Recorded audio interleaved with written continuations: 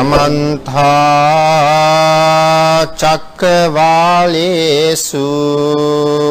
अत्रा गच्छन्तु देवता सद्धम्मं मुनि राजस्स सुनन्तु सग्ग मोक्खदं धम्म सवन कालो अयं भदन्ता धम्म सवन कालो अयं भदन्ता धम्म सवन कालो अयं भदन्ता नमो तस्स भगवतो अरहतो सम्मा संबुद्दस्स नमो तस्स भगवतो अरहतो सम्मा संबुद्दस्स नमो तस्स भगवतो अरहतो सम्मा संबुद्दस्स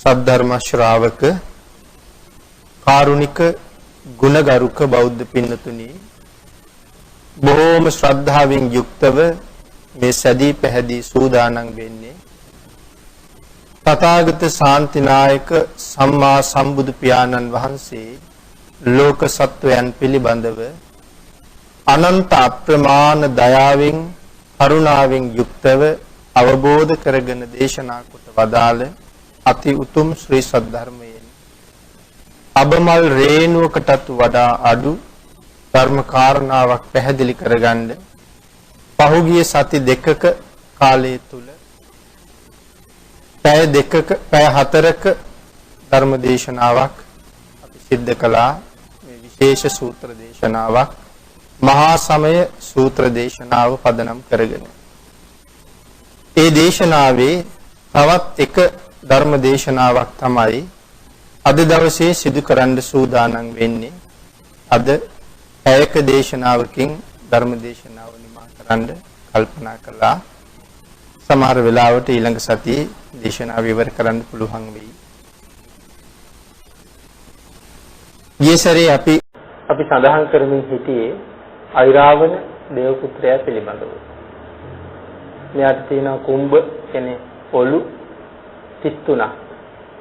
දල එක ඔලුවක 7යි. එක දලක් යදුන් 50ක් විශාලයි. එක දලක පොකුණක් තියෙනවා. මේ දලක් යදුන් 50ක් 70ක් 800ක් කියහම මේ පොකුණක් ඒ තරම් විශාලයි. එහෙමනම් මේ නෙළුම් අපි සඳහන් කරන නෙළුම් එහෙම නෙවෙයි. අපි මේ එක පෙත්තක දිව්‍යාංගනාව 8 දෙනෙක් නටනවා. ඉතින් 7 දෙනෙකුට සංගණයක් ඉදිරිපත් කරන්න ශක්තිමත් නෙළුම් පෙත්තක් මේක. මේ තරම් විශාලයි. මේ මල් පොකුර සහ මල් පොකුණු සියල්ලම සඳහන් කරලා තියෙනවා පොකුරක මල් 7යි එක මලක පෙති 7යි එක පෙත්තක දෙවඟනන් 7 දෙනයි ඒ කියන්නේ එක මලක දිව්‍යාංගනාවන් 49ක් රංගනයක යෙදලා ඉන්නවා එක පොකුරක දිව්‍යාංගනාවන් 343ක් එක පොකුරක රංගනයක යෙදලා ඉන්නවා එතකොට මේ එක දලක් නැත්නම් එක කුඹයක තියෙන දල 8ක ඉන්න දිව්‍යාංගනාවන් ප්‍රමාණය 2401ක්. එක ඔළුවක තියෙන මේ දල ටිකේ ඉන්න දිව්‍යාංගනාවන් ප්‍රමාණය 2401ක් රංගනයක් ඉදිරිපත් කරනවා. ඒ ඉදිරිපත් කරන්නේ එහෙනම් එක රජෙක් වෙනුවෙන්. දැන් එක හිසක ඉන්නේ එක රජෙක්නේ. ඒක රජෙක් වෙනුවෙන් තමයි මේ රංගනය ඉදිරිපත් කරන්නේ. එතකොට මේ අයිරාවණ හස්තියා කොච්චර විශාලද? එහෙමනම් මේ තාවතින්ස කියන දිව්‍ය ලෝකයේ කොයිතරම් විශාලද? හැතපොම් 800ක් විශාල දල 7ක් තියෙනවා මෙයාට. එතකොට ඒවන් දල කීයක් තියෙනවද මෙයාගේ? මුළු ශරීරය පුරා. එහෙනම් මෙයාගේ ශරීරය කොහොමද? සඳහන් කරනවා මැද තියෙන හිස උඩ යොදුන් ගණනක් විශාල සප්ත රතනමය ආසනයක් තියෙනවා. සප්ත රතනයෙන් හැදිච්ච ආසනයක් තියෙනවා. ඒක තමයි ශක්තිවිලි ආසනය. යොදුනක් උස කොඩි තියෙනවා මේ ඔළුව උඩ. මේ කොඩිග අග දැල් විශේෂයක් තියෙනවා. සඳහන් කරනවා හුළඟට මේ දැල් වලින් සංගීතමය හඬක්, කිංකිණි රාව නංවන හඬක් මේ දැල් හෙල වෙනකොට ඇති වෙනවා කියලා. මේ ශක්තිවිලි ඉන්න ආකාරය තමයි මේ කාරණා ටික තියෙන්නේ. සුධර්මානම් දේව සභාව සඳහන් කරනවා යොදුන් මේකේ නැගලා සමහරලාට රජුරෝ දේව සභාවට යන්නේ. ඒකනේ මේ හස්තිය දේව සභාවට ඇතුල් වෙනවා. ඉතින් මෙයා ඇතුල් වෙන්න සභාව කොහොම තියෙන්නවද? සුධර්මා දේව සභාව. යොදුන් 900ක් විශාලයි කියලා සඳහන් කරනවා සුධර්මා දේව සභාව. 16 900න් ගුණ කරලා බලන්න. කොයිතරම් සතපුන් ගණනකින් විශාලද කියලා. මේ දේව සභාවට ගිහිල්ලා තමයි අර මනුස්ස ලෝකෙට ඇවිල්ලා බලාගෙන සාකච්ඡා කරගෙන හොයාගෙන ගියපු තොරතුරු ඔක්කොම සාකච්ඡා කරන්නේ. පින් කරන අය ගැන සතුටු වෙනවා, පව් කරන අය ගැන පසුතැවීමටපත් වෙලා දුකටපත් වෙනවා. ඉතින් මේ දේව සභාවේ ධර්ම සාකච්ඡා සහ ධර්ම දේශනත් පැවැත්වෙනවා. සුධර්මා කාය නමින් තියෙන සභාවද මේ. මගමානවකට බිරින්දෑවරු 4 දෙනෙක් ඉන්නවා.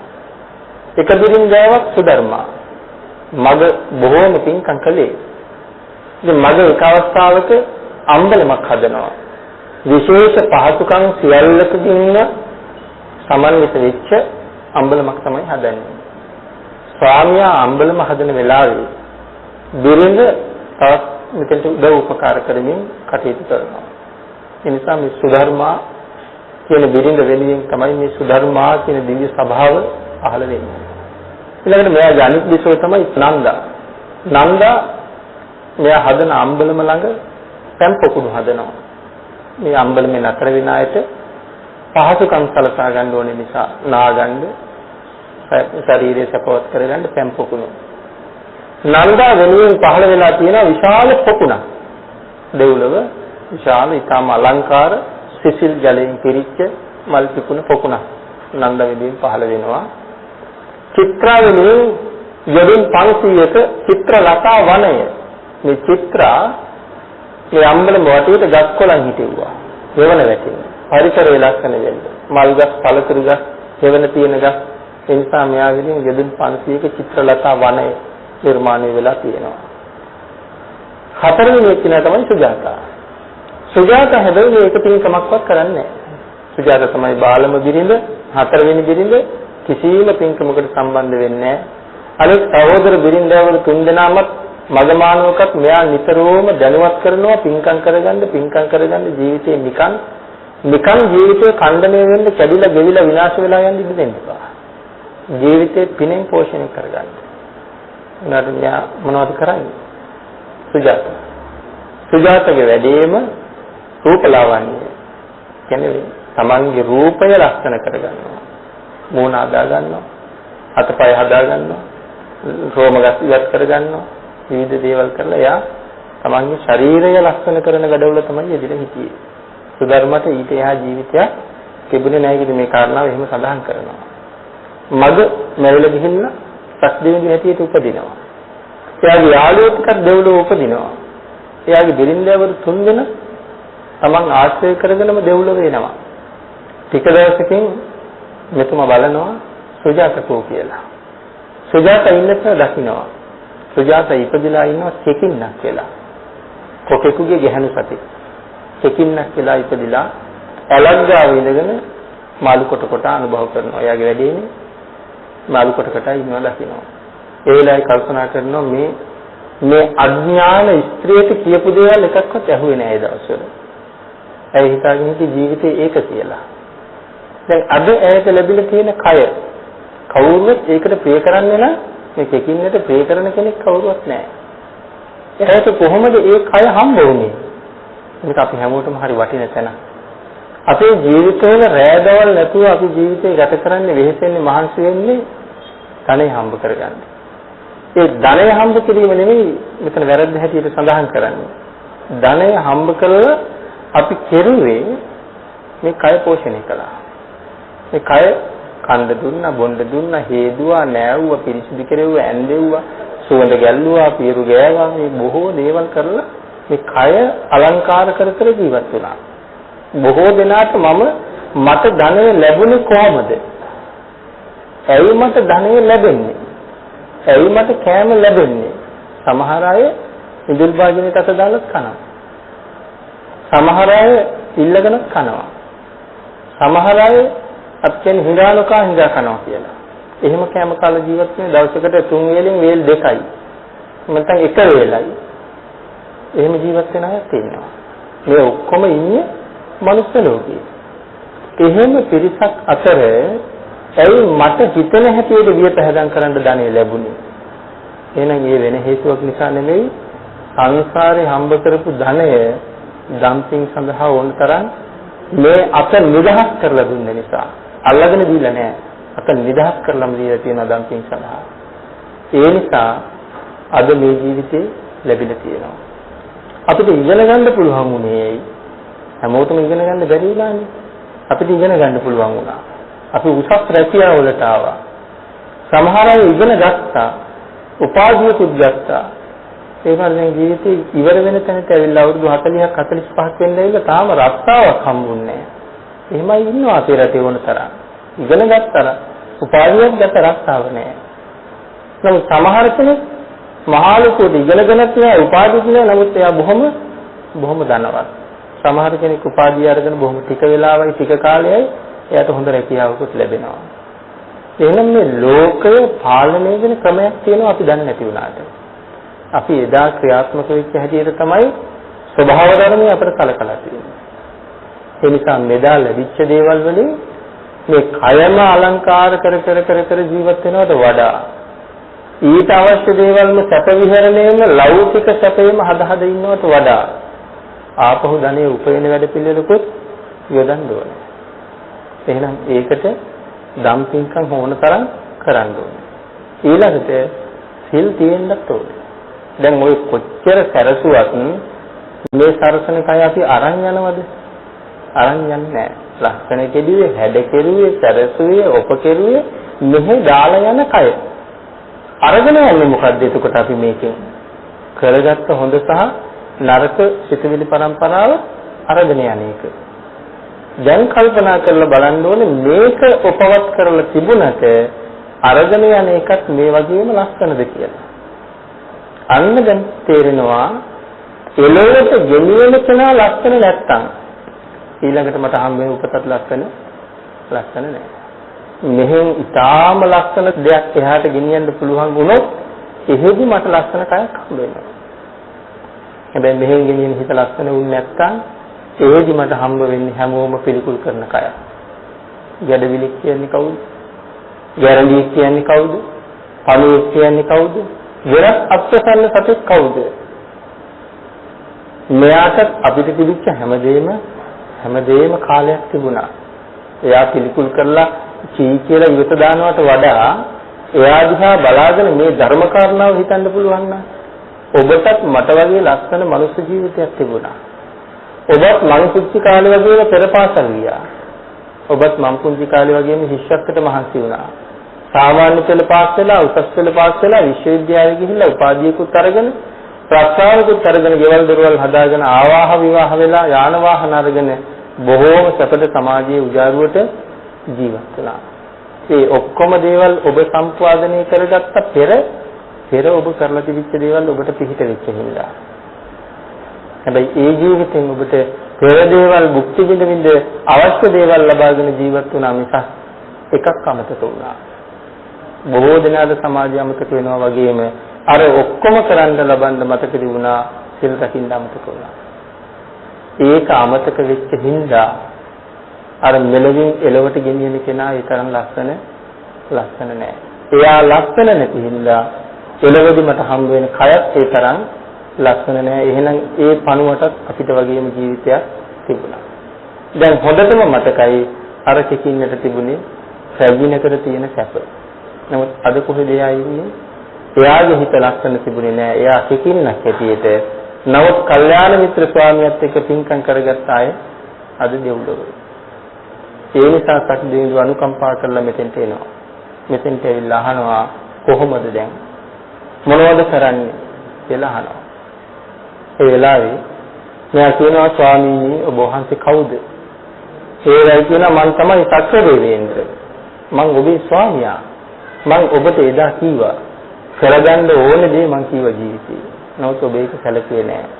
මම ඉන්නේ දෙව්ලොව. ඔබට ඕනද ඔබේ අනිත් ඉහළියේ ටික ඉන්න තැන බලන්න. අනිත් සහකාරියෝ ටික බලන්න. බලන්න නම් ආසයි. මං කොහොමද එහෙ යන්නේ? මම ඒක කියන්න. කියලා සත්දෙවිඳු යතේ වහන්න කියනවා. බාල තමන්ගේ ආඥාවෙන් එක්ක යනවා. තිරිසනෙක් දෙව්ලොව ගෙනියනවා. ඉතින් රජුවන්ට කොහෙද ගෙනියන්න බෑ. එක්ක ගිහිල්ලා අර නන්දගේ පොකුණ ගාව තියෙනවා. කියලා ඇතුළට ගිහිල්ලා කියනවා සුජාත ඇවිල්ලා ඉන්නවා. ගිහිල්ලා බලලා එන්න. මේගොල්ලෝ ඇවිල්ලා බලලා ස්වාමීනි කෝ සුජාතා? ඒ තේන්නේ නැද්ද සුජාතා ඉන්නවා. තිරිසන්නු මෙහෙ නෑ. නමුත් අර පොකුණ ගාව තිරිසනෙක් ඉන්නවා. ඒ තමයි සුජාතා. දැන් මේගොල්ලෝ ගිහිල්ලා සුජාතාව සැනසුවාද? මේගොල්ලෝ ගිහිල්ලා සුජාතා සැනසුවේ නැහැ. මේගොල්ලෝ ගිහිල්ලා කියනවා අයියෝ මෙයාගේ හැටි. දැන් කොහොමද ඇඟ? දැන් කොහොමද ඉන්න දිහා? සැපයිද විඳින ජීවිතේ? දැන් අර ඒ දවස්වල පිරිසිදු කර කර හිටපු මුහුණකෝ දැන් ලස්සනයි තියෙන හොට. දැන් කෝ අර එදා තිබිච්ච ලස්සන පාද දැන් නිකන් කෝටු කෑලි වගේ පාද දෙකක් තියෙනවා. මේ පොතු දික් වෙලා ඒ වගේ පොතු ගැලවෙනවා. දැන් ලස්සනද දැන් අයියෝ මෙයා කරගත්ත දේ ජීවිතේ ඛණ්ඩණය කරගත්ත හැටි මේ අඥාන තැනැත්තිය කියලා මේගොල්ලෝ මෙයාගේ හිත තවත් පාරලා ආපහු යන්න ගියා. සත්‍යයෙන් දෙල්ලහන මොකද අරගොල්ලෝ කිව්වේ? අනේ ස්වාමීනි මට සතුට වෙන විදිහක් නම් මං සැපවත් වෙන විදිහක් නම් මට කිව්වේ නෑ. මං දුකටපත් කරලා යන්න ගියා. දැන්වත් කැමතිද මෙහෙ එන්න? ස්වාමීනි කැමතියි. මං කොහොමද මෙහෙ එන්නේ? එහෙනම් එන හැටි මං කියන්නම් කියලා ආපහු අර ඇලගාවටම කියනවා. එක්ක ගිහිල්ලා කියනවා සිල් අවශ්‍යයි. සිල් රකින්න. මෙතනට වෙලා සිල් රකින්න ඔබේ ජීවිතේ සිල් රකින්න පහසු ජීවිතයක් නෙමෙයි. මේකකින් කරන්නේ කාණඝාතයමයි. එක්ක පණුහාරහාර කනවා, නැත්නම් ඉහිගිඩිය අල්ලගෙන කනවා, නැත්නම් ඇලක් ගාවිනගෙන මාළු අල්ලගෙන කනවා. මේක තමයි එයාගේ ජීවිතේ. සත්‍යයෙන් කියනවා මෙරිලා වැටුණා. මෙරිච්ච මාළුවෙක්, මෙරිච්ච පණුවෙක්, මෙරිච්ච සතෙක් කනවා හැර පණ ඇති සතෙක් නම් කන්න එපා. මෙරිලා කන්න එපා. දැන් මෙයා ඉන්නවා දවසේ දෙකේ කෑම නැහැ. මෙරිච්ච මාළුව හැමදාම නැහැනේ. මෙයා පරීක්ෂා කරන්න සත්දෙවිඳු එනවා. එවිලා සත්දෙවිඳු මාළුවෙක් කියලා ඇල උඩහන් ඉඳලා මෙරිච්ච මාළුවෙක් වගේ පාවෙලා එනවා. එනකොට අල්ලලා ගන්නවා හොටේ. ගිලින්න හදනකොටම වලි ගහලවනවා. හැබැයි ඒකටම දානවා බිම. එතකොට මාළුවා පාවෙලා යනවා. ආපහු එහාට ගිහිල්ලා නැගිටලා ආයෙත් එනවා. පාවෙලා එනවා. ආයෙත් අල්ල ගන්නකොටම වලි ගහලවනවා. ආයෙත් අතහරිනවා. කීපවතාවක් මෙහෙම කරනවා. කරලා එනවා. ඇවිල්ලා කියනවා හරි අගෙයි. හරි අගෙයි ඔබේ සීලය. ස්වාමීන් වහන්සේ කොහොමද දන්නේ මගේ සීලය අගෙයි බව? මං තමයි අර මෙරිලා කුමාළුවා. ඒ හින්දා ඔහොමම සීල් රකින්න. වේලිලා ගියක් සීල් කඩන්න එපා. ඉතින් අපිට මේ කතාවෙන් තේරෙන්නේ මේ සීලය කොයිතරම් වටිනවද කියන්නේ. වේලිලා ගියක් ප්‍රාණඝාතය කරගන්න එපා. මේ කෙකින්න කැමනක වේලිලා මැරෙනවා. කෙකින්න කැමනක වේලිලා මැරිලා ගිහිල්ලා බරණස් නුවර පහත් කුලයක ගෙදරක උපදිනවා. ඉපදිලා දැන් තරුණ වයසට ඇවිල්ලා මේක බුද්ධාන්තරයක් නෙවෙයි. සත්දෙවිඳු බලනවා සුජාතා නැත්නම් කෙකින්න මැරිලා ගිහින් කොහෙද උපන්නේ කියලා. දකින්නවා අර ගෙදර ඉපදිලා ඉන්නවා. ඊට පස්සේ කල්පනා කරන ඇයට පිහිට වෙන්න ඕන. මේ කල්යාණ මිත්‍රයන් හැටි. දැන් ඇය තිරිසන් ආත්මෙ නිදහස් කෙරුවා. දැන් ඇය මෙතන පිහිට වෙලා ඇය කොහොමද දෙව්ලොව ගේන්න ඕනේ. ඒ නිසා ඇයට පිහිට වෙන්න ඕනේ කියලා මේ රතයක සප්ත රතනයන්ම මේ රතේට අතුරනවා. අතුල්ලා මේ රතයත් අරගෙන එනවා මනුස්ස ලෝකෙට. ඇවිල්ලා මනුස්ස ලෝක වීදියක් ගානේ ඇවිද මෙයා මනුස්ස රූපයක් අරගෙන කියනවා මේ ධනය ඕනම කෙනෙකුට දෙනවා. කැමති කෙනෙක් ඇවිල්ලා මේ ධනය ගන්න කීකිය තමයි යන්නේ. ඉතින් මිනිස්සු සමහර අය මුං අරන් එනවා. මුං අරගෙන ධනෙ දෙන්නේ. කවුටි අරගෙන ධනෙ දෙන්නේ. මේ දේවල් අරගෙන ওই රතන අපට දෙන්න. ඒ වෙලාවේ මෙයා කියනෝ නෑ. මේ රතන එකක්වත් සල්ලි වලට නම් දෙන රතන නෙමෙයි. මේවා සල්ලි වලට දෙන්නේ නෑ. කාටද ස්වාමීන් වහන්සේ නැත්නම් කාටද ඒවා දෙන්නේ? මෙයා කියනවා මේවා දෙනවා නම් දෙන්නේ සිල් රකින්න කෙනෙකුට මිසක් සල්ලි වලට මේවා දෙන්නේ නෑ. ඉතින් භාග්‍යතුන් වහන්සේ නමක් නැති කාලේ හැටි බුදු පියාණන් වහන්සේ දහම් දේශන්න මැලි වෙනකොට දෙවිවරු මොනවද කියන්නේ? ලෝකේ නැසුණා. ලෝකේ නැසුණා. අපි අනාථයි, අපි ඉවරයි, ලෝකේ විනාශයි. එහෙම කියලා කැළඹෙනවා දිව්‍ය ලෝකේ. මේ බුද්ධත්වයේ ලැබලා මාස 2යි. තාම ධර්මයේ දේශනා කළේ නැහැ. සෑම බුදු කෙනෙකුටම ඇති වෙනවා ධර්මයේ දේශනා කිරීමේ මැලිකම. අපේ බුදු පියාණන් වහන්සේට විතරක් නෙමෙයි ඒක ලෝක ධර්මතාවයක හැටි. සෑම බුදු කෙනෙකුටම මේ මැලිකම ඇති වෙනවා. ඒ නිසා ධර්මයේ දේශනා කරන්නේ නැත්නම් මේ රාගයෙන් රත් වෙච්ච, ද්වේෂයෙන් මත් වෙච්ච, මෝහයෙන් මුලා වෙච්ච ජනයාට මේ ගැඹුරු ධර්මය අවබෝධ වෙනවද කියන ප්‍රශ්නයක් උන්වහන්සේට ඇති වෙනවා. මේ දේශනා කරන්න යෑම මා වෙහෙසටපත් කිරීමක් පමණක් නෙවෙයිද කියලා හිතනකොට තමයි 10000ක් සක්වලවල් කැළඹෙන්න පටන් ගන්නවා.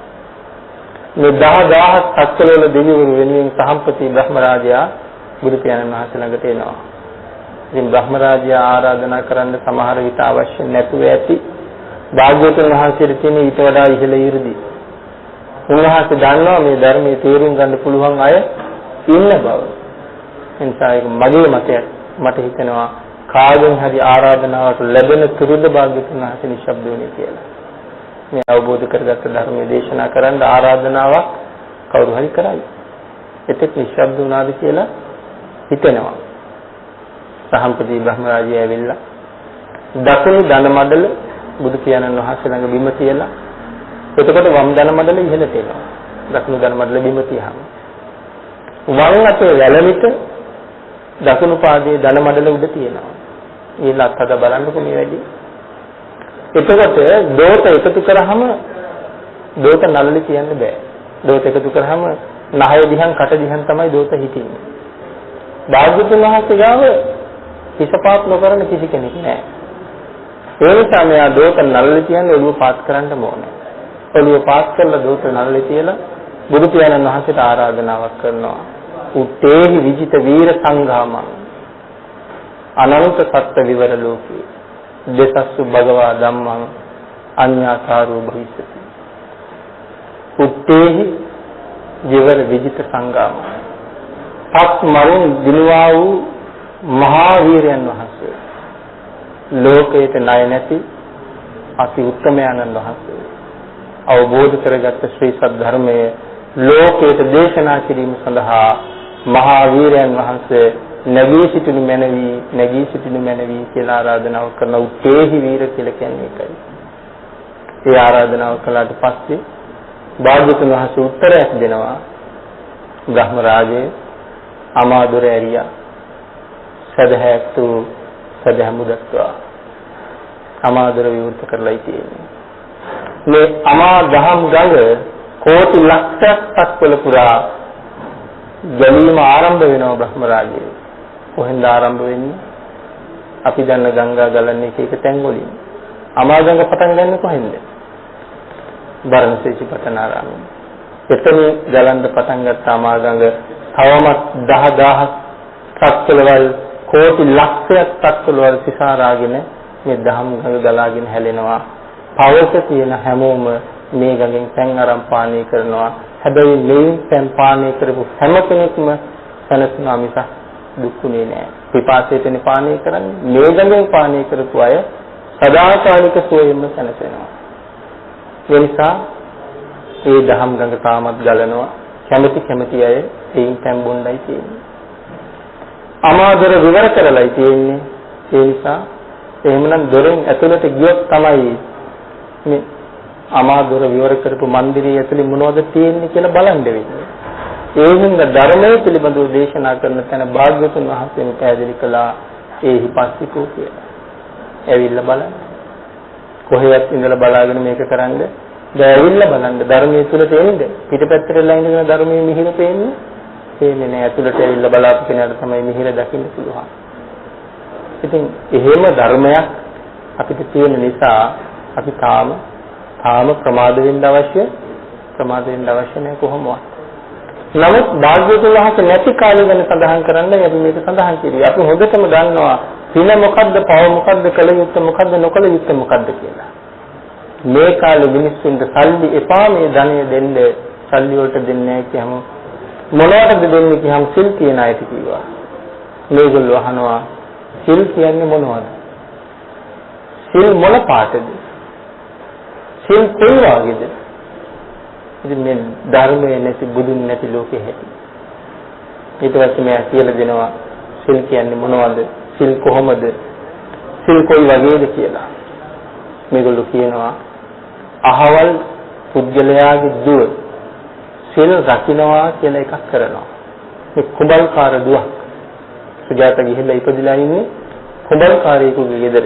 මේ අහවල් කුඹල්කරුගේ දුව නම් මේ සිල් රකින්නවා කියලා එකක් කරනවා. ඉතින් අපි සිල් ගැන මොකුත් දන්නේ නැහැ. එහෙනම් මේ ධනෙ ඔක්කොම ඇයට දෙන්න.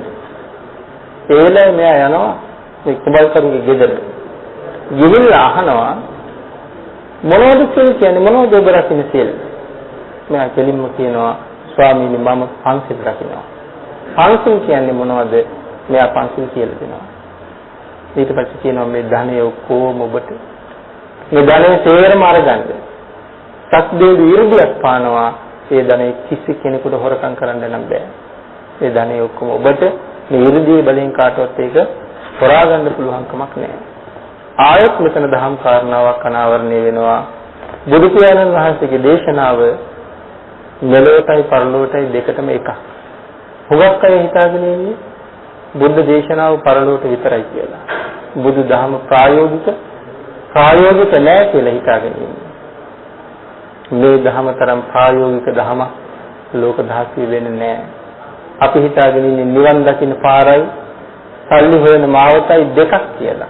ධනය හොයන මාවතයි නිවන් දකින්න පාරයි දෙකක් කියලා. හැබැයි බුදු පියාණන් වහන්සේගේ දේශනාවේ මේක දෙකක් නෙමෙයි, මේක එකක්. දැන් ඇය පන්සිල් රකින්න නිසා ඇය ධනවත් වෙන්න පටන් ගත්තා. භාග්‍යවතුන් වහන්සේ දේශනා කළා සීලයක් එක්ක ලෞකික ශ්‍රද්ධාව තියෙනවා නම් ඒ පුද්ගලයා ධනෙන් පිරෙනවා කියලා. ධම්මපද පාළි චිත්ත ගෘහපති වස්තුව මේකට දේශනා කරපු හොඳම උදාහරණය. ඒ නිසා අපි සිල්වත් නම් අපි අවශ්‍ය තැනට අපිට නොදැනීම අපි යනවා. අපිට පුදුමයි මම මෙතෙන්ට ආවේ කොහොමද කියලා. හැබැයි අවශ්‍යයි සිල්වත්කම සහ ශ්‍රද්ධාව. ඒකයි ගුණවත් ජීවත් වෙනවා නම් ධනෙ ලැබෙමාවත ඒකයි. ඒකයි සඳහන් කළේ බුදුදහම කියලා කියන්නේ නිවන් දකින්න පාරයි සල්ලි හොයන පාරයි දෙකක් කරගත්ත කෙනෙකුට මේ ධර්ම මාර්ගයේ යන්න බෑ. ඒ දෙකම එකක් කරගත්ත කෙනා පුදුමාකාර ධනවත් පුද්ගලයෙක් බවට පත් වෙන්න ගන්නවා. ලෞකික ධනෙන් පිරෙනවා කියලායි චිත්ත ගුරුපති වස්තුවේ සඳහන් කරන්නේ. මෙතනම උදාහරණයක් තියෙනවා.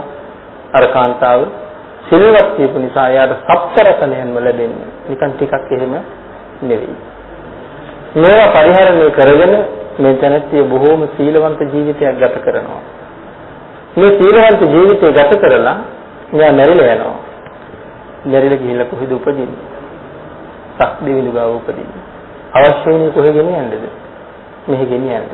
සක්දෙවිඳු ගාවට යන්න කලින් තමයි අපි අර මුලින් කතා කළා අර අසුර රාජයාගේ දේපචිත්තිගේ දුව වෙලා උපදින්නේ. සූර්ය වංශසා. එයාගේ දුව වෙලා ඉපදෙන රත්තරන් පාටයි කියවන්නේ. සූර්යයාගේ දිලිසෙනවා. එයි සූර්යයාගේ දිලිසෙන්නේ ආත්ම දෙකක සිල්.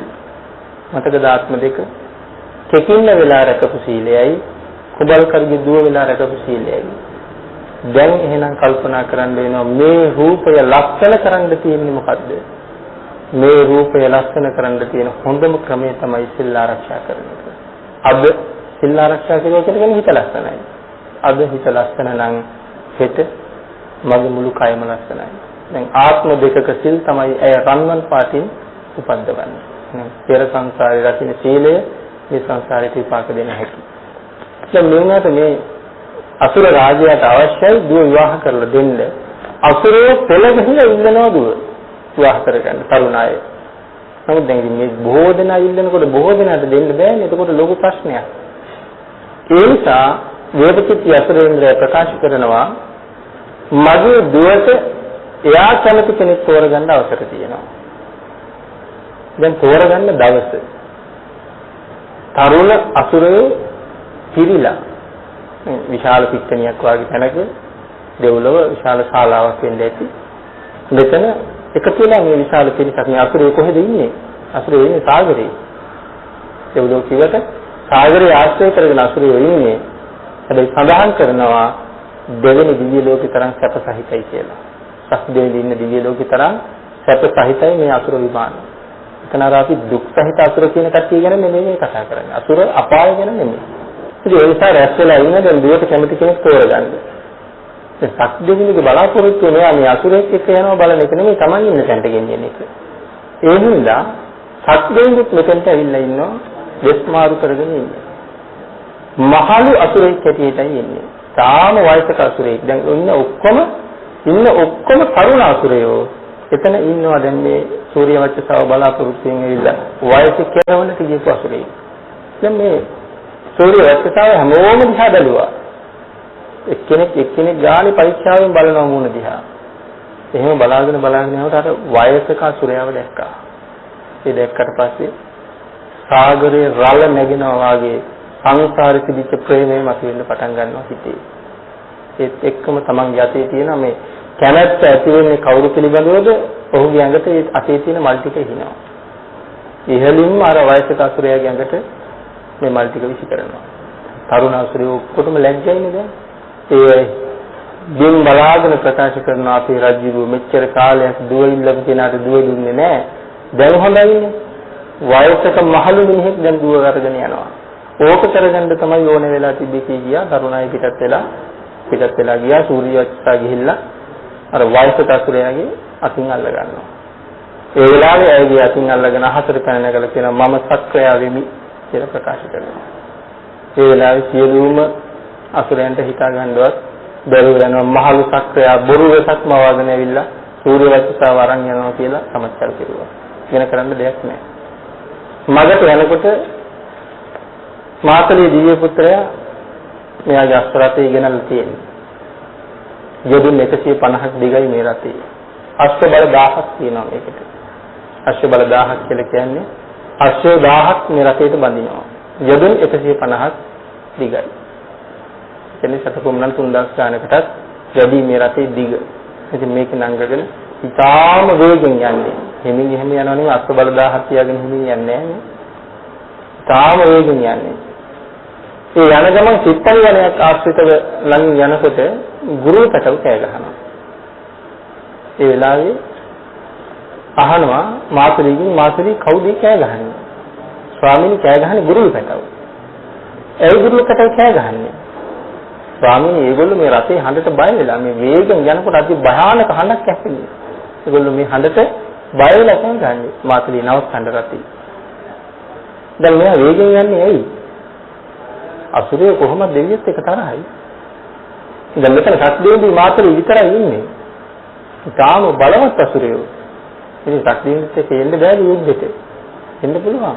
මේක යුද්ධ කරනම අවස්ථාවක්. ඒකයි මේ වේගෙන් යන්නේ. ජීවිතේ බේරගන්න. ඒ වෙලාවේ කියනවා මගේ ජීවිතේ වෙනුවෙන් තව අයගේ ජීවිත නැති කරන්න එපා. මං වේගෙන් යන්නේ මගේ ජීවිතේ බේරගන්න. මේ හඬට බයයි මේගොල්ලන්ගේ ජීවිත නැති වෙනවා නම් මේ විස්තර බිඳෙනවා නම් මේ ගුරුලු කට මැරෙනවා නම් එලවන්න එපා එහෙම. නවත්තන්න රටේ කියලා තමන්ගේ ජීවිතේ පරිත්‍යාග කරනවා අර සත්තුන්ගේ ජීවිතේ වෙනුවෙන්. මේ ගුරුලෝ දිග කියලා හඳුන්වනවා මේ ගුරුලන්ට නමක් දිග කියලා කියන්නේ. දිග කියලා කියන්නේ දෙපාරක් උපන් කියන එකයි. ඒ දෙපාරක් උපදින්නේ කොහොමද ඒගොල්ලෝ? ඉස්සරලා අම්මගේ කුසෙන් විතර උපදිනවා. ඊට පස්සේ විතර කඩාගෙන පැටව වෙලියට එනවා. දෙපාරක් උපදින නිසා දිග කියලා හඳුන්වනවා මේ ගුරුලන්ට. විතර නැතුවත් පැටව දිහි කරන ගුරුලෝ ඉන්නවා. මේ මිනිස්සු උපදින ආකාර හතරෙන්ම ගුරුලෝ උපදිනවා කියලා මෙතන සඳහන් කරනවා. නමුත් මේ සිත්පල් වනේ ඉන්න අය දිග කියලා හඳුන්වලා තියෙනවා. දැන් මේ රටේ නවත්තනකොට සත්දෙවිඳු දන්නේ නැහැ අසුරේ ඇවිල්ලා. මට රැකලා ඉඳලා තියෙනවා. නමුත් රටේ නැවතුවා. ආයත් පින්නතුනි මතක් කරනවා සීලය මොනතරම් බලවත්ද කියලා. විශේෂයෙන් ප්‍රාණඝාතය. දැන් මේ සත්‍යයේ රටේ නැවැත්තියේ අසුරයෝ ඉන්නවා අසුරයොත් එක්ක යුද්ධ කරන්නද? අසුරයොත් එක්ක යුද්ධ කරන්න නෙමෙයි අරගොල්ලන්ගේ ජීවිත බේරන්නයි නැවැත්තියේ. අසුරයෝ ඇවිල්ලා හිටිය යුද්ධෙට අසුරයෝ සේරම කල්පනා කරුවා සක්‍රයා නතර වුණේ නිකන් නෙමෙයි. සක්‍රයා නතර වුණේ අනිවාර්යෙන් අපි ඉන්න බව දැනගෙන අනිවාර්යෙන් දේව පිරිස මෙලහකට ළඟ ඉන්නවා. ඒ හින්දා මෙතන යුද්ධ කරන්න හම්බෙන්නේ යමල්ල කියලා ආපහු හැරිලා බලන්නේ නැතුව අසුර විමානයටම ගිහිල්ලවත් ආපහු හැරිලා බැලුවේ නැහැ කියලා සඳහන් කරන්නේ. අසුර විමානයටම යනවා. ආපහු හැරිලා බලන්නේ නැතුව. එහෙමනම් සක්දේවී එකක්වත් දන්නේ නැහැ. අන්න බුදු පියාණන් වහන්සේ දේශනා කරලා තියෙනවා දේවදත්ත ස්වාමීන් වහන්සේ ගල පෙරලන වෙලාවේ වික්ෂුන් වහන්සේලා අහනවා ස්වාමීන් වහන්සේ දන්නේ නැද්ද ඒ ගල පෙරලන බව? නෑ මම දන්නේ නැහැ. ස්වාමීන් කොහොමද ඒ ගල මේ අතරමඟ නතර වෙන්නේ අමු ගලවද තව ගල් දෙකක් පැන නැගිලා කොහොමද නැත්තේ? මහානේ මගේ ආරක්ෂාව මම කලින් හදලා තියෙන්නේ. දැන් හදලා නෑ කලින් එක හැදුවේ. මොකද්ද කලින් හැදුවේ? ප්‍රාණඝාතය කළේ නෑ සංසාරේ. ඒක මම සෑහෙන කාලයක් අතහැරලා නතර කරලා තිබුණේ. ඒක විපාකය තමයි මම මේ රකින්නේ. එතකොට ආරක්ෂාව කලින් හැදිලා තියෙන කාටවත් අනවශ්‍ය වෙලා වෙනම් මරන්නේ අනවශ්‍ය වෙලා වෙනම් මරන්න බෑ. එහෙමනම් මෙතන සත්දේවි මේ සත්තුන්ට අබේ දුන්නේ. එහෙනම් සත්දේවි දන්නේත් නෑ අසුරිය යුද්ධයට ඇවිල්ලා හිටපු බවත් අසුරිය ගියපු බව. බවලට යනකම් ආපු හැදලා බැලුවේ නෑ කියලා සඳහන් කරන්නේ. දැන් ඊට පස්සේ සත්දේවි ආපහු සූර්යවංශ සවාරගෙන යනවා. ගිහිල්ලා විමානයට ගිහිල්ලා මේ කාන්තාව අග්‍රමහේශිකා තනතුරේ තියෙනවා. නමුත් ඇය අසුර කාන්තාවක්. ඒ වෙලාවේ ඉල්ලීමක් කරනවා ස්වාමීනි මෙහෙ මගේ අම්මත් නෑ, මගේ තාත්තත් නෑ, මගේ සහෝදර පිරිසක් නෑ. ඒ නිසා ඔබ වහන්සේ නැති වෙලාවට මට පොඩි අඩන් තේත්තන් එන්න පුළුවන්. ඔබ වහන්සේ යන තැන මම එක්ක යන්න කියලා වරයක් ඉල්ල ගන්නවා. හොඳ සත්දේවි යන තැන එතන ඉඳලා සූර්යවංශත් යනවා. ඒක කවුද මේ? සුජාතා. කල්යාණ මිත්‍රෙක් පිට වෙලා අරන් එන හැටි. ඊළඟට සඳහන් කරනවා මේ චිත්‍රපාටලි වෘක්ෂය දෙව්ලොව තියෙනවා පරසතු මල්. ඒහල තියෙනනේ වචනේ. පරසතු මල් දෙව්ලොව තියෙනවා. චිත්‍රපාටලි වෘක්ෂය තියෙනවා අසුර විමාන. පරසතු ගහේ මල් පිපෙන කොට චිත්‍රපාටලි ගහේ මල් පිපෙන වෙලාවක් දෙකම එකට සිද්ධ වෙනවා. පරසතු වල මල් පිපෙනකොට චිත්‍රපාටලි වල මල් පිපෙනවා. සඳහන් කරනවා මේ කාලෙට පරසතු රුකේ මල් පිපිර කියලා දැනගෙන අසුරයෝ යුද්ධයට එනවා. සක්‍ර භවනට යුද්ධයට එනවා තවතිසාවට. තවතිසාවට යුද්ධයට එනකොට හැබැයි ආරක්ෂාව වලින් හදලා තියෙනවා. ආරක්ෂාවට මුලින්ම ඉන්නවා නාගයෝ. නාග කියන දිව්‍ය කොට්ටාසයක්. මේ දිව්‍ය කොට්ටාසය තමයි මුලින්ම ආරක්ෂක වලල්ල හැටියට ඉන්නේ. කිසිම අසුරයෙකුට එන්න දෙන්නේ නැහැ. ඒ තරම මේ ආරක්ෂක වලල්ල හරි ප්‍රබලයි. මුලින්ම මේ නාග කියන ආරක්ෂක වලල්ල තියලා තියෙනවා. ඊළඟට නාගයේ බිඳගෙන කවුරු හරි ආවොත් එතනින් හරි ගුරුලෝ ඉන්නවා. ගුරුලන් බිඳගෙන කවුරු හරි ආවොත් එතනින් හරි කුම්බාණ්ඩේ ඉන්නවා. අර්ථද ශක්තිමත් අය. ඒගොල්ලෝ බිඳගෙන ආවොත් එතනින් එහාට යක්ෂය ඉන්නවා. ඒගොල්ලෝ බිඳගෙන ආවොත් එතනින් එහාට සතරවරන් දෙවි රජවරු ඉන්නවා. දැන් ඒකට මේ හතරගොල්ල කාගේද? සතරවරන් දෙවි රජවරු යටතේ ඉන්න අය. නාග, ගරුඩ, කුම්භාණ්ඩ, යක්ෂය. ඒගොල්ලන්ගේ පල්ලෙහායේ තමයි මේ තියලා ඉන්නේ. අන්තිම තැන ඉන්නවා සතරවරන් දෙවි රජවරු. එතනින් එහාට කාටවත් කොහොමත් යන්න බෑ. ඒ බිඳගෙන ආවොත් සත් දෙවිඳුගේ පිළිරුව හදලා තියෙන වටේටම. ඒ පිළිරුව ජීවමාන සක්‍රය සමානයි.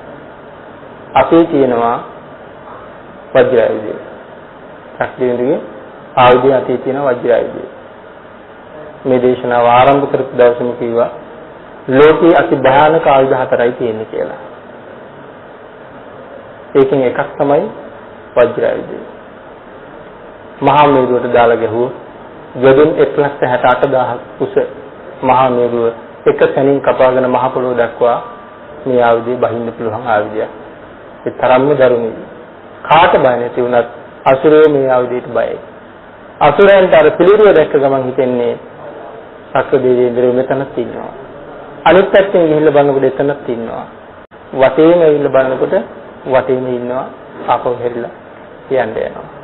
දැන් සක්දෙවිඳු දෙව්ලොවට වෙලා සැප විඳින්නේ තමන්ගේ ආරක්ෂාව මග දිගටම හදලා කියලා. ඒකවල මොනතරම් කල්පනාකාරීව ජීවත් වෙනවද එහාට වෙලා. එහෙත් පුදුම කල්පනාවෙන් ජීවත් වෙන සැප විඳින්නේ. අපේ නම් එහෙම කිසිම කල්පනාවක් ආරක්ෂාව ගැන නැහැ. එතකොට සඳහන් කරනවා සත්‍ය දේවේන්ද්‍ර මේ තරම් සැප විඳින්නේ කොහොමද? අප්‍රමාදීව කටයුතු කරපු හින්දා. ප්‍රමාදය කියන එක ජීවිතේ සදාකාලිකව අතහැරලා දාලා තිබුණේ. ප්‍රමාද වෙන්නේ නැහැ මගමානෝක. හැම වෙලාවෙම පුණ්‍ය කර්මයක් සඳහාම තමයි යෙදලා තිබුණේ. මග කියන නම හැදුනේම ඒකයි. පාරවල් හැම තැනම කෙනෙකුගේ සුවය, සැපය, පහසුවම තමයි සකසන්නේ. අර සමිතියක් කියන තැනට ගිහිල්ලා ඉස්සරලාම Tamante ඉන්න තැනක අම්බිලියක් හදාගෙන එතෙන්ද සුදු එලි දාලා අතුරලා තමන් සමිතියේ ඉන්න තැන හරි ලස්සනයි පිරිසිදුයි. ඊළඟ දවසේ ගිහිල්ලා බලන්න එතන එක්කෙනෙක් අල්ලගෙන. ඉතින් අපි වගේ ගහගන්න ගියේ නෑ. මෙයා එයාට කොටසක් ඊළඟට ආයේ හදාගත්ත පහෝදයන්වල එතනක් අල්ලගෙන. පහෝදයක් මොකක්ද කියන්නේ ආයතනක් හැදුවා. තුන්වෙනි දවසේ වල එතනක් අල්ලගෙන. ඊට පස්සේ කල්පනා කළා මිනිස්සු හැමෝම හරි ලස්සනට සැපට පහසුවට ඉන්න හැමෝම කැමතියි. ඒ නිසා මුළු සමිතිය පවත්වන භූමියම උදුළු ගාලා සුද්ධ පවිත්‍ර කරලා රොඩු වයින් කරලා අතු ගාලා වැලි දාලා ලස්සනට අතු ගාලා පිරිසිදු කළා. දැන් හැමෝම හරි සතුටින් ඉන්නවා. ඉතින් මේ පටන් ගත්ත පින්කම් මාලාව. ඉතලා පාරවල් හදනවා, අම්බලම් හදනවා, පින්කම් කරනවා. කිසි දවසක අප්‍රමාදී බව තිබුණේ නැහැ. සිල් ගුණ වඩනවා, සිල් ගුණ රකින්නවා, තමන්ගේ ගුණ පුරා ගැනීම සංසාරෙට සාපව අපවරස් කරනවා. අප්‍රමාදේ මෙන්න මේ කාරණාව හින්දා අපි මේ සඳහන් කරපු මේ අයිරාවත දිව්‍ය රාජයාගේ කාරණාවත් එක්ක මේ සඳහන් කරපු කාරණා ටික ඔක්කොම ධම්මපද පාළියේ භාග්‍යතුන් වහන්සේ සඳහන් කරලා තියෙනවා. අප්‍රමාදේන නෙමෙයි අප්‍රමාදේන. ප්‍රමාදේ කියන වචනේ සඳහන් කරනවා. අප්‍රමාදේන කියලා වැරදි. අප්‍රමාදේන මගවා දේවානං සෙට්ඨං ගතෝ.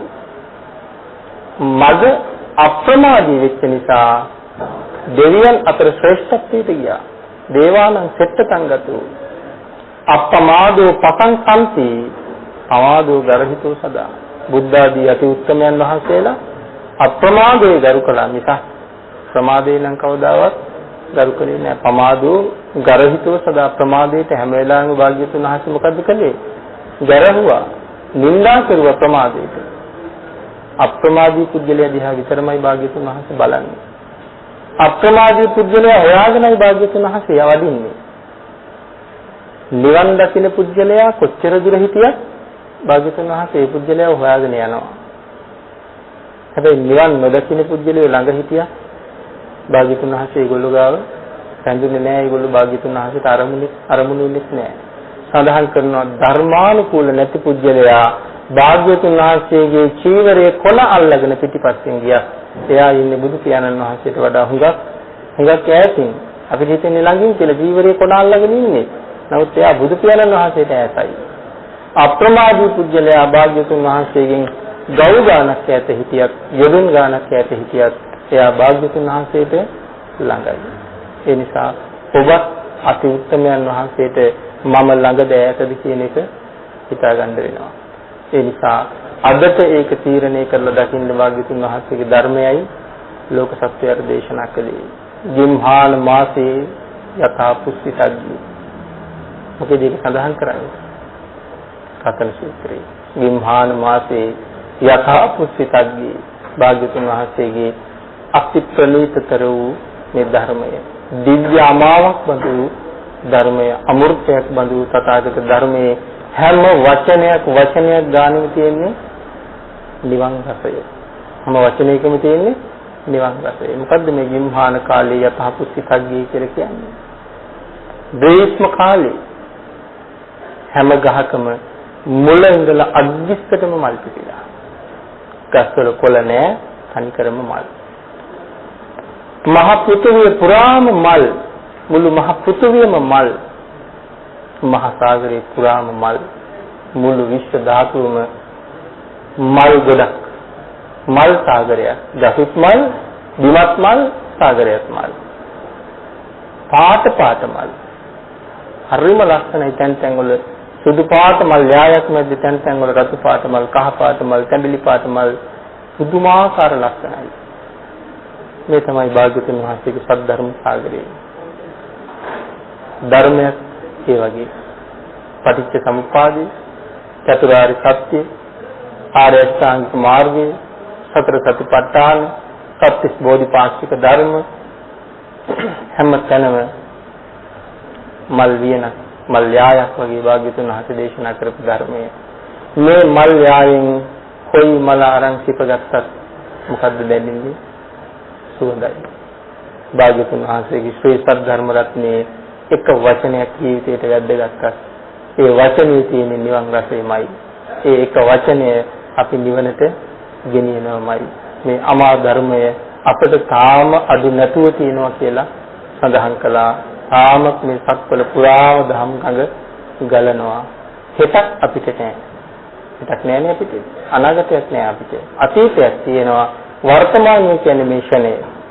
වර්තමානයේ කියන්නේ මේ ෂණය කියලා ප්‍රකාශ කරපු මුල් වචනයත් දැන් අතීතයට අයිති වෙලා ඉවරයි. එහෙනම් මේ ෂණය වර්තමානයේ ඊළඟ ෂණය අපිට නැහැ. ඒක අතීතයක් තියෙනවා, වර්තමානයේ තියෙනවා. වර්තමානයේ හොද කරගන්න පුළුවන් නම් මේ ෂණය මගේ පංචේන්ද්‍රයන් මට පාලනය කරන්න පුළුවන් වුණොත් මේ ෂණය මම දිගටම පාලනය වෙන්න යම් කරපු කෙනෙක්. මම භාග්‍යවතුන් වහන්සේ ළඟට යන්න සූදානම් වෙච්ච කෙනෙක්. මම බුදු පියාණන් වහන්සේ අසුරු කරන කෙනෙක්. මට භාග්‍යවතුන් වහන්සේගේ නිර්වාණ සාගරයේ සැපතෙන්න, නිර්වාණ සාගරයේ තීනන්න පුළුවන් කෙනෙක්. දුක් කටුක සංසාරයෙන් එතරට යන්න භාග්‍යවතුන් වහන්සේගේ ශ්‍රී සද්ධර්මයේ නැමැති යාත්‍රාව ධර්මයේ වරුවක් පාරුවක් හැටියට යොදා ගන්න දේශනා කළේ. කුල්ලූපමම් භික්ඛවේ ධම්මං දේශේත. මහාන මගේ ධර්මයේ මම වරුවකට උපමා කරලායි දේශනා කරන්නේ. ඒ වරුව භව සාගරයෙන් එතරට යන්නයි. එහෙනම් ඒ භව සාගරයෙන් එතරට යන්න මේ ධර්ම සාගරයේ ඔබ සියලු දෙනාටම ඒකාන්ත පාරමිතාවක් වේවා කියලා අදට අපි ධර්ම දේශනාව නිමා කරමු. මෙතෙක් වේලා සද්ධර්ම ශ්‍රවණය කරලා රැස් කරගත්තා වූ සියලුම පුණ්‍ය ධර්මයන් අපි සියලු දෙනාම අතේ මිටි තියාගෙන කුසලයෙන් පෝෂණයටපත් වෙලා ඉන්න මොහොත අපි හැම කෙනෙක්ම කල්පනා කරමු මේ පැය දෙකක් සද්ධර්මය වෙනුවෙන් නික්මීමක් කරලා නික්කම්මයක් ඇති කරගෙන අපි මනාව සද්ධර්ම ශ්‍රවණය කළා. ඒ රැස් කරගත් අපි උතුම් කුසලය අද බණ අහන්න මෙතෙන්ට එන්න ජීවිතේ දන් දුන්න ආදරණීය අම්මටයි තාත්තටයි මේ පින් අනුමෝදන් වේවා. මෑණියනි පියාණෙනි සුජීවත්ව ඉන්නවා නම් මේ කුසල ලබාගෙන මෙලොව ජීවිතේ සුවපත් කරගෙන නිදුක් නිරෝගී භාවයේ චිර ජීවනයේ රත්නත්‍රි ආශිර්වාදයෙන් ඔබ දෙදෙනාට ලැබේවා කියලා ප්‍රාර්ථනා කරමු. නිදන ප්‍රාප්තියටපත් වෙලා නම් මෑණියන්ට සහ පියාණන්ට පින් අවශ්‍ය තැනක ඉන්නවා නම් මේ මහා පුණ්‍ය ශක්තියෙන් සාංශාරික කුසල අවශ්‍යතාවය සම්පූර්ණ කරගෙන සතරගත ජීවිතේ සුවපත් කරගන්න ශක්තිය, ධෛර්යය, වාග්ය, වාසනාව උදා වේවා කියලා ප්‍රාර්ථනා කරමු. සියලුම දෙනාටම මේ පුණ්‍ය ශක්තියෙන් ඊ타ම ඉක්මන් භවයක ඊ타මත් කෙටි කාලයකින් සුඛ සහගත ප්‍රතිපදාවෙන් ආර්ය සත්‍ය අවබෝධයෙන් සැනසෙන්න මේ පුණ්‍ය ධර්මයන් ඒකාන්ත වූ පාරමිතාවක් වේවා කියලා ප්‍රාර්ථනා කරමු. ආකාශත්ථා චුම්මත්ථා දේවා නාග මහිද්దికා පුඤ්ඤන්තං අනුමෝදිත්වා චිරං රක්ඛන්තු ලෝක සාසනං දේවෝ වස්සතු කාලේන සත්‍ය සම්පatti හෝතු ච පීතෝ භවතු ලෝකෝ ච රාජා භවතු ධම්මිකෝ